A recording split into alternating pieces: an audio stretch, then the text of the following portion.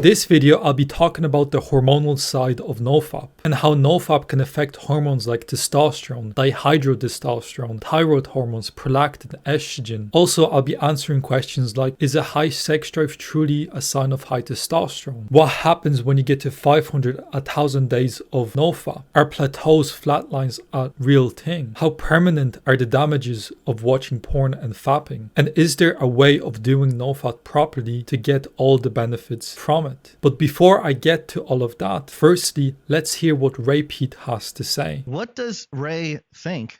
What does he think is the role of estrogenic predominance in sexual orientation and paraphilic disorders? So sexual fetishes, nymphomania, excessive masturbation, and porn addiction. What do you think about that, Ray? One of the problems with high estrogen is that it doesn't allow sexual satisfaction. It's the prod to seek satisfaction. It requires a good balance of thyroid and progesterone and androgens to achieve satisfaction, and so it can lead to such things as nymphomania or insatiability, and at the same time it has this toxic excitatory effect on the brain, so it can contribute to obsessiveness, hyperactivity, poor attention. Everything you do to increase your biological energy and vitality is tending to keep estrogen subdued. What do you make of like sexual obsession? There are like movements online from NoFap or like no masturbation, anti-porn. So people are like waking up to like, why is porn free on computers and stuff? Like even when I was born in 1985, like seeing a pornographic image was such a rarity even in my youth, but now it's just like everywhere. And so if somebody felt like they were really into that, what would be some things that they could do to detach, do you think? I think a good place to start would be to read some of Wilhelm Reich's writings. He saw it as a very important political question. Well, if somebody's physiology was so again, I'd be curious on your opinion about this. But maybe like the low energy hypothyroid state, like and I'm not trying to moralize masturbation or anything, but if somebody is attracted to that, maybe that's like a low energy activity and kind of an exciting thing to do when you're in such a low energy state. Does that make sense at all? Oh, sure. It can be relaxing and break stress. Exactly. Like as it's like something a person can do similar to buying alcohol or cigarettes. Like there's a limited amount of things in the culture a person can do to try to dampen the stress response, and that's one of the things. Yeah. I wanted to say so. I mean, because Danny mentioned these movements to like try to abstain from consuming pornographic material online. I was thinking of a similar but slightly divergent line. If this is a way of self-medication of lowering cortisol, similar to what an alcoholic would do or a drug addict would do, it may be better to sort of try to search for the reasons why we're drawn to this excessive sexuality all the time, and sort of try to remove the reasons instead of trying to abstain. Because I think the abstaining from one of the few things that brings relief, that can itself also be pathological, right? Oh, sure. The obsessive trying to change your behavior as part of an obsessive attitude. In terms of healthy sexuality, would you say that it's better to have a robust sexual arousal response when stimulated, but not really, libido, having much of a libido response without stimulation, versus this current craziness of somehow people have convinced themselves that having a high libido all the time, whether you're surrounded by a stimulating event or not, they don't care about this. Now the culture is saying being hypersexual is good, but to me it seems that being hypersexual is good only if the right stimulus is there. If you're hypersexual all the time, then something's wrong, right? Yeah, it's irrational if you're excited by a shoe or a toad or something irrelevant. You wouldn't be very popular among common sexologists. They'll say, don't shame people's kinks, Ray. Some people like shoes. Let's dissect exactly what Ray, Danny, and Georgie were talking about in that clip that I just presented to you. So, firstly, they mentioned how high estrogen is like a form of addiction. When there's high estrogen, it leads to addiction behavior.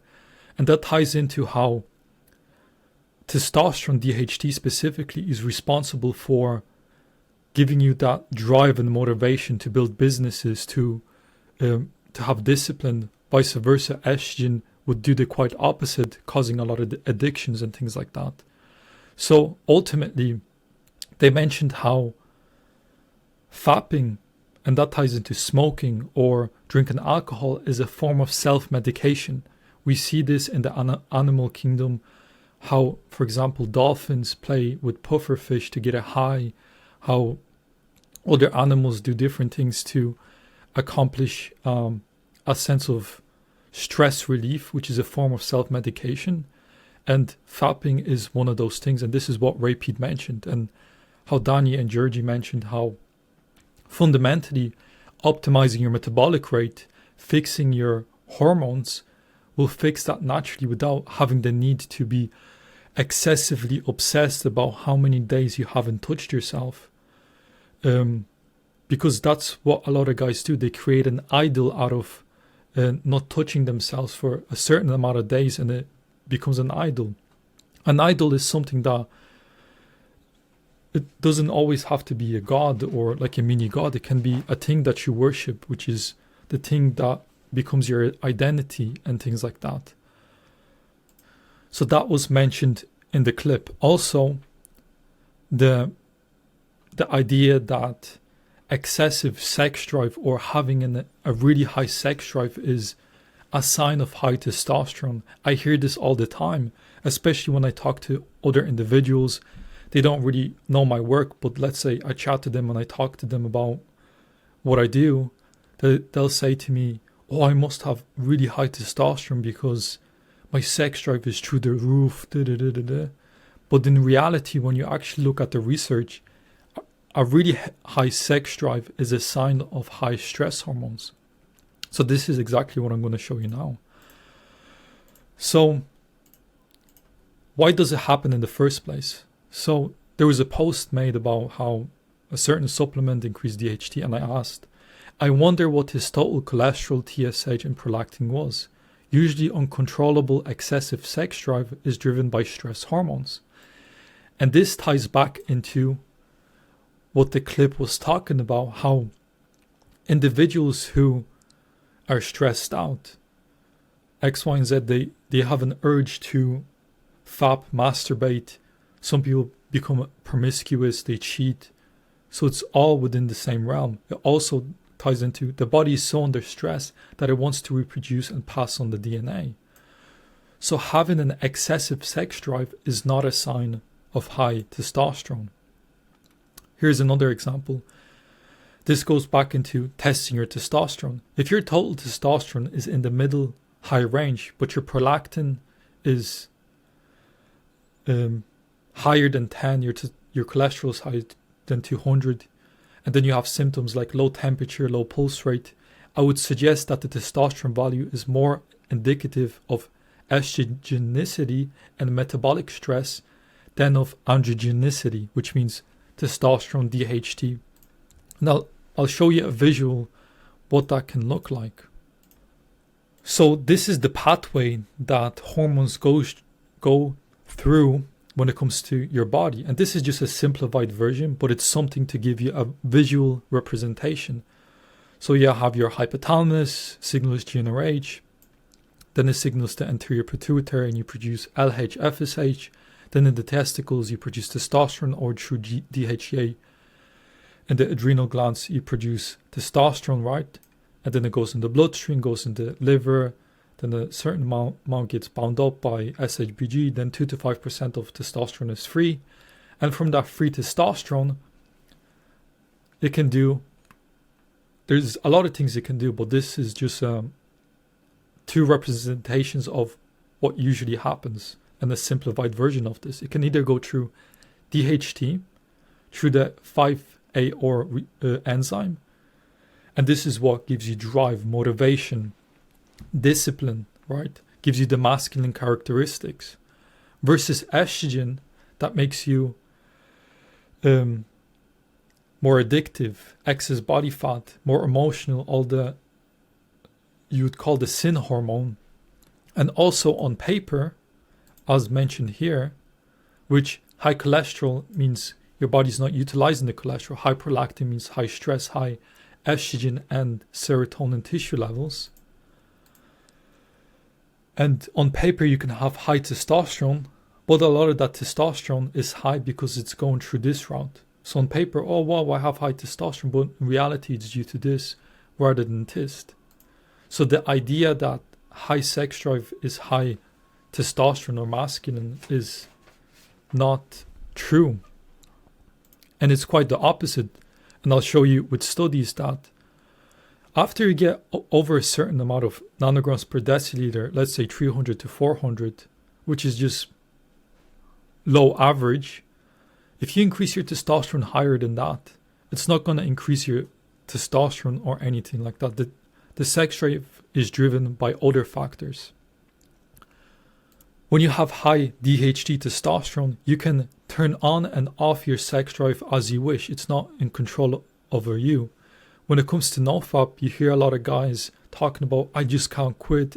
It takes over me. I just have this addiction. That's not high testosterone. That's high estrogen.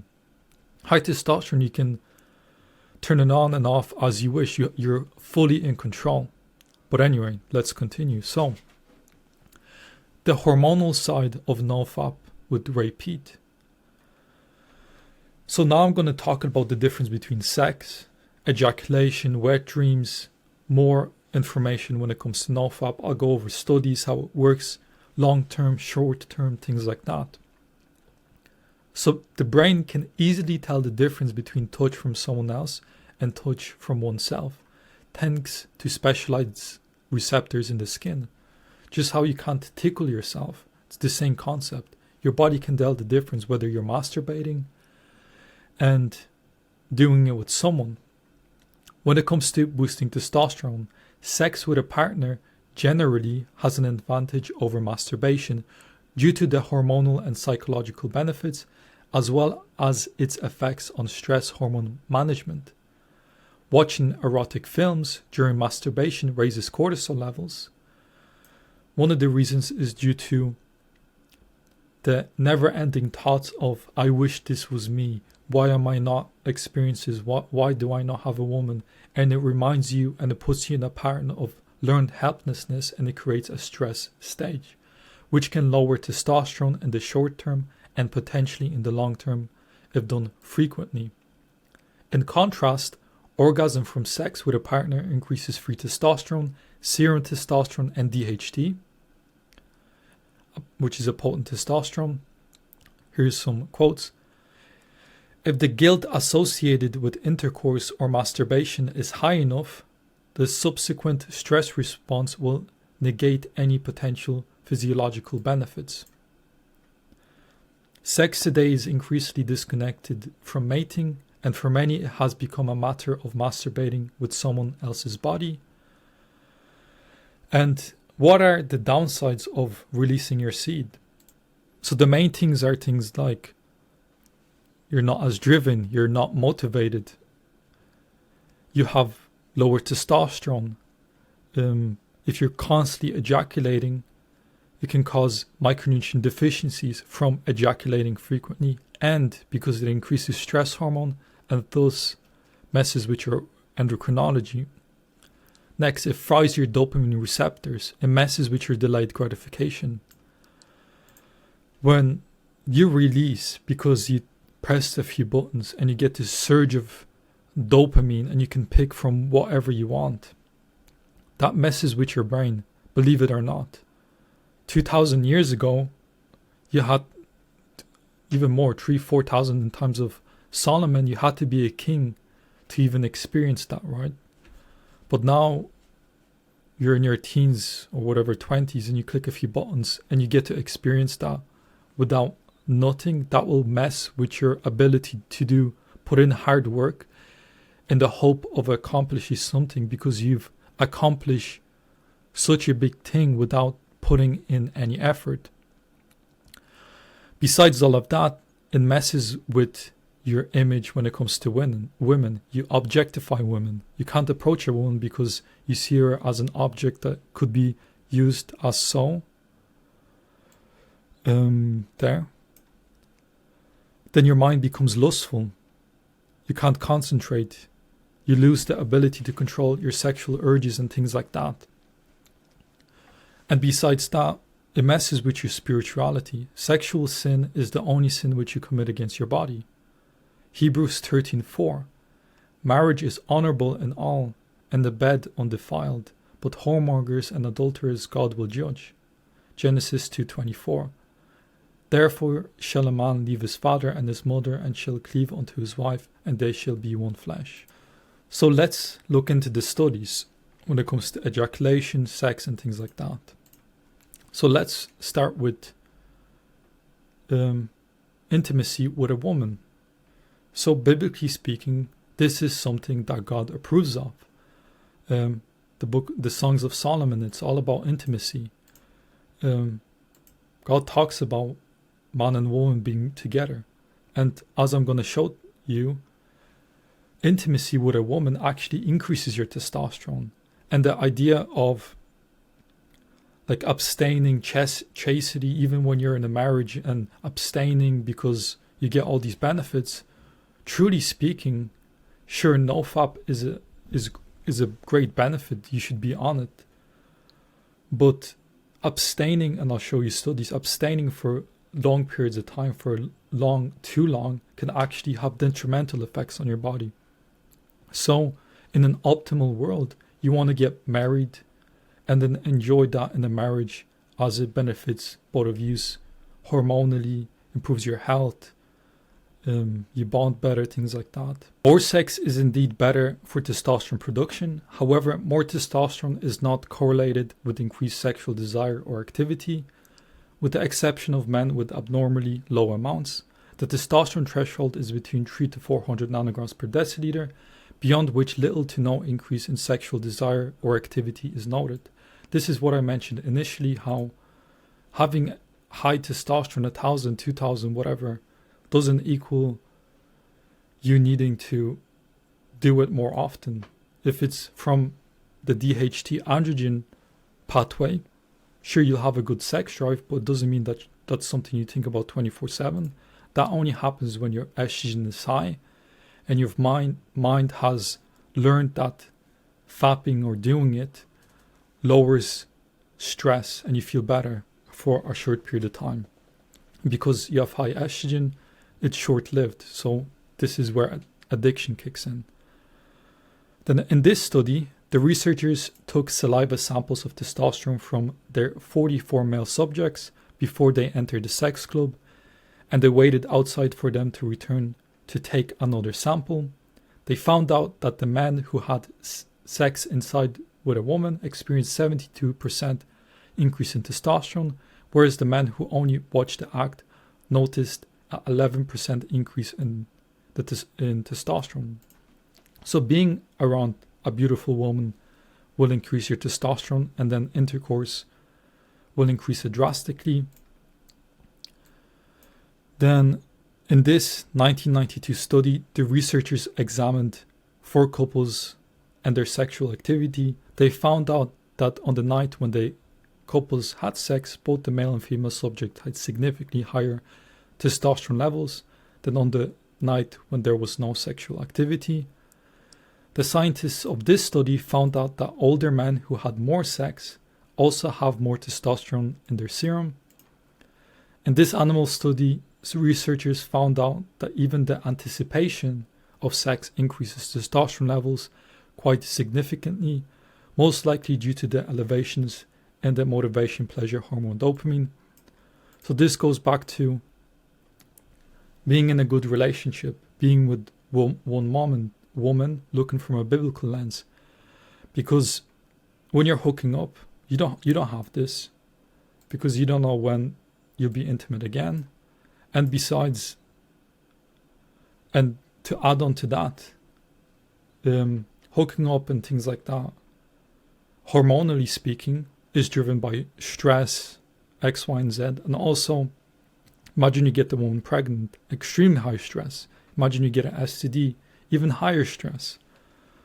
So being with one woman is biblical, and based on your health, if your health is a priority, being with one woman is optimal. Then this study found out that the lack of sexual activity caused by erectile dysfunction in most subjects lower testosterone levels a lot. The researchers conclude that this happens through a central effect on the hypothalamic axis. Not only does sex increase T, but higher testosterone levels will also make you want to have more sex to a degree.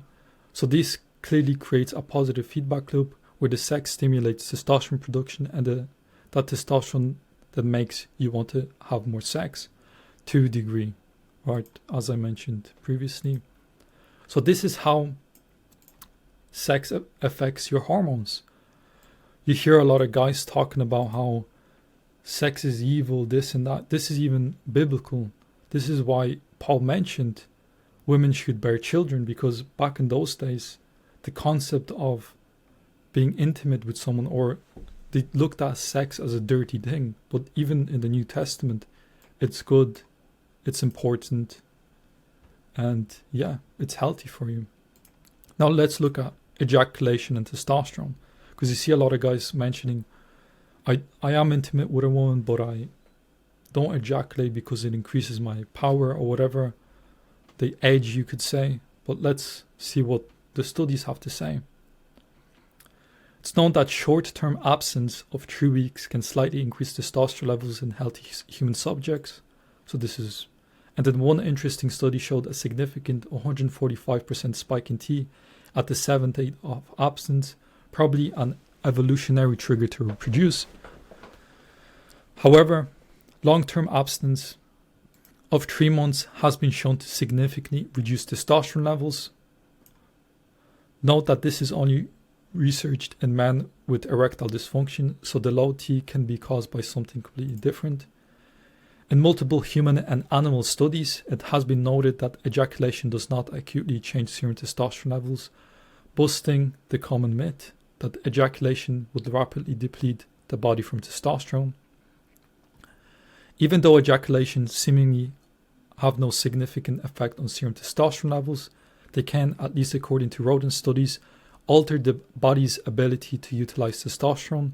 It has been seen that after multiple ejaculations, a sharp decline in androgen receptors takes place inside the hypothalamus. So, androgen receptors are responsible for you to utilize the testosterone and DHT that you have within the body. If you have very low androgen receptors, and this is an example of, you see guys taking steroids and they just blow up because they have the receptors to take in the testosterone, versus there's guys that probably run more gear than those guys, and you wouldn't even tell if they're on steroids. They look worse than the natural, right? So this goes back to androgen receptors. So if you're ejaculating, you're fapping non-stop, this is going to mess with your brain development, your masculine characteristics and things like that. And not only that, but a sharp increase in estrogen receptors follows as well. So there you go. Then here, one rodent study also found out that 1 or 2 ejaculations in short span of time increase androgen receptor activity in the body, while 4 or more ejaculations cause a significant drop in the activity of androgen receptors, suggesting that ejaculating yourself to sexual exhaustion might lower your body's ability to utilize androgens. So this is going back to this. If you're doing it goes back to gluttony, right? Doing it once, you feel nice, twice, but there's guys that they lack self-control. They want to do more. They do it to the point of exhaustion. This goes back to overeating, things like that, drugs, alcohol. This is where it becomes a problem. You're doing it to the point of exhaustion. You can't enjoy yourself. You have to do it excessively, which is one of the deadly sins known as gluttony. While masturbation-induced ejaculations don't seem to have that big of an effect on serum testosterone levels, sex with a real partner does. For example, in a study of 44 men visiting a sex group, I already mentioned, the men that had intercourse, 72% increase in just being around women, beautiful women, 11%. In another study, it was seen that in couples, testosterone levels increase on the nights. So I already mentioned that. So, yeah, that's how I would look at it. And sex, good. Fapping is bad. And then how do you succeed on NoFap? If you're someone that wants to commit to doing NoFap, and this video is coming out before September, no, not November, before November, sorry, no, not November. So this is a perfect timing, right? I didn't even intend to do it, God willing, right? So how do you succeed? Don't count days. As Peat said, the concept of just idolizing like behavioral change and counting days and being obsessive about it, that's going to cause problems.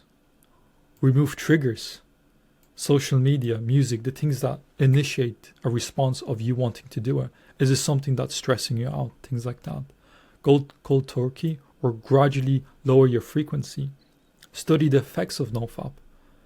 But fundamentally, to succeed with NoFap and to be free from this sin, you could say, is fix your metabolic rate. Metabolic mastery. This is a course that I have in the Brotherhood community. It's a public group that anyone can join. I'll leave a link down below. And I have a literal course on how to optimize your metabolic rate naturally. Because the reason why the addictions come in and the triggers come in is because you're stressing yourself out from your nutrition, your environment, whatever you're doing, and you're fapping. But this doesn't only come down to fapping. Some people have training addictions, like people need to be in the gym every day because unless they go, they don't feel well. The reason why they like going to the gym is because they're increasing the metabolic rate. They're using caffeine, which boosts the metabolic rate.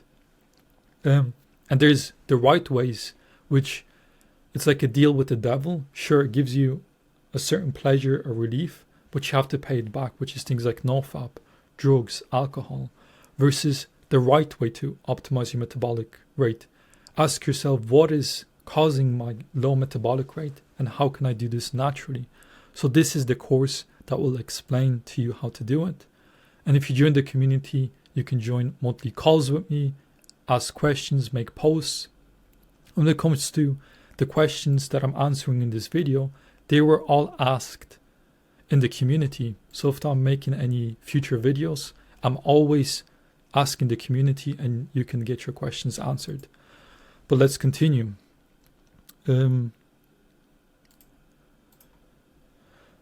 Wet dreams. One thing that you'll fall into when you're on NoFap is wet dreams.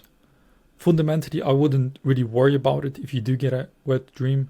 Wet dreams usually happens when you're having erotic dreams while you're sleeping and you're ejaculating and things like that. I wouldn't worry about it too much because this answers this question. How permanent are the effects of porn? Are they reversible or only to a degree? Ultimately, if you're watching especially erotic films, that's gonna damage your psyche a bit, especially how deep into certain fetishes you got into. Some people are more vanilla, but some people get into extreme things. And as you're fixing your metabolic rate, you're increasing your dopamine levels. And as you're increasing your dopamine levels, your dreams are going to become more vivid, more lifelike, because you're improving your hormones. But because you've seen certain things, you might revisit those types of dreams and things like that. So that can cause wet dreams, which goes back to this point. When it comes to wet dreams, you'll become greater at preventing them as you become stronger in prayer, spiritually. I've had times that I would have those, then I'll pray about it, and in my dream, something will take me out of the room or whatever, it'll prevent it. And this is just an anecdotal, like a testimonial of how I improved it. But when it comes to wet dreams, I wouldn't worry about it too much. It could also be rooted back into the thing of how non-ejaculating for a long time can be a detrimental thing. So this is a body of working around that. So I wouldn't worry about it too much. The key thing is freeing yourself from lust and getting married, finding a good woman and enjoying that in a marriage rather than being a prisoner of sin. Because this is something you fundamentally need to fix. Because you see a lot of guys who are counting the days they're on NoFap, but the moment they get into a marriage or into a relationship, because they don't actually fix the underlying issue, they indulge in sex addiction, right? That the woman can be in control of them because they're lustful, because they haven't truly fixed themselves. They just idolized it in a different way. So the foundation is fixing that the right way. So I showed you the two posts, metabolic mastery and the hormone diagram. And let's get into the questions. So what happens when you reach 500, 1,000 days? Is there any other benefits? And I've done both. And no, there isn't any benefits. And this goes back to the right way of doing NoFap. Firstly, the questions are framed in a way as if NoFap is like this extraordinary thing, can't pronounce it, thing that someone does. But ultimately, this should be something that everyone does, and there's no extra benefits to doing it. When you stop doing those things, you just start feeling normal. You feel you have this freedom. You're not a prisoner to this certain addiction, right? So no, to answer your question, there is no benefits. There's just there's liberty and freedom from this lust, right? Is there a right way to do NoFap? So the benefits, you'll yield best benefits when you actually fix the underlying issues, which is fixing the metabolic rate. Because there's a lot of guys who are on NoFap, they have extremely good discipline and they don't fall into NoFap, but they're thinking about it constantly. They're counting the days. And it's something that they're constantly fighting. So yeah, that becomes an issue. For me, I'm on over 1,000 days and it's not something, I don't know the exact days, but just thinking back of, it was a couple of years, so it's over 1,000 days. I don't know the exact days, but it's not something that I constantly think about. Let me ask you a question. What if I told you I haven't ate a carrot in 1,233 days? You'd look at me and think that I have a problem with carrots. This is the same lens you need to look at when you see these guys talking about X amount of days, because they haven't actually fixed the issue, right? So yeah, the right way to fix it is to truly start with righteousness. That's the foundation. Optimize your health. X, Y, and Z. Are plateaus, flatlines a real thing when retaining? The answer is true, because you're optimizing your dopamine receptors. It's like drug withdrawal. It's the same thing if you were to stop doing drugs or stop drinking alcohol. You'd have a period of time of like numbness. And yeah, but this is a good thing. You're going in the right direction. And then how permanent are the effects? I kind of touched over it, but it's individual. It's how good are you at really fixing your health from a metabolic point of view? Because as you optimize that, you'll heal quicker. And yeah, and I'll be just patient with it and take your time.